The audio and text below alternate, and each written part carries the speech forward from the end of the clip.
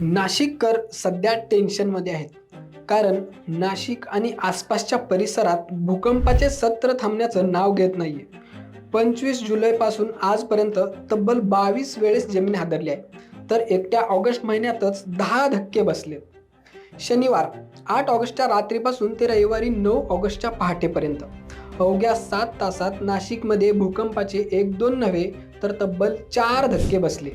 यातील एका धक्क्याची तीव्रता तर 4.3 रिश्टर स्केल इतकी होती, ज्यामुळे नागरिकांमध्ये प्रचंड घबराट पसरली आहे. नाशिकच्या भूगर्भात नेमकं काय घडतंय जाणून घेऊया.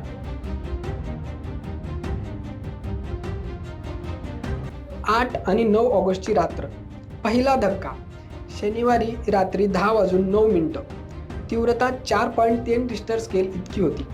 दुसरा धक्का पहाटे 1:34 तीव्रता 3.1 रिश्टर स्केल. तिसरा धक्का अवघ्या 8 मिनिटांनी 2.9 रिश्टर स्केलचा. चौथा धक्का रविवारी पहाटे 5:33 तीव्रता 3.3 रिश्टर स्केल. या चारही भूकंपाची खोली जमिनीखाली 5 किलोमीटर इतकी होती आणि या हादऱ्याचं केंद्र नाशिकच्या उत्तर आणि वायव्य परिसरात होते. सुरगाणा, पेठ, दिंडोरी आणि कळवण या भागात हे धक्के प्रामुख्याने जाणवले. आता सर्वात मोठा प्रश्न असा की नाशिकमध्ये वारंवार भूकंप का होत आहेत? राष्ट्रीय भूकंप विज्ञान केंद्राच्या प्राथमिक अंदाजानुसार महाराष्ट्र आणि गुजरातच्या सीमावर्ती भागात जमिनीखाली असलेल्या बेसॉल्ट खडकांचे थर एकमेकांवर घासल्यामुळे ही कंपने निर्माण होत आहेत.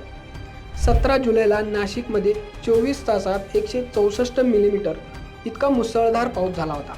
त्या प्रचंड पाण्यामुळे भूगर्भात 5 किलोमीटर खाली स्प्रिंगसारखा ताण निर्माण झाला, ज्यामुळे या हालचाली वारंवार होत आहेत. ही माहिती आवडल्यास व्हिडिओ नक्की शेअर करा.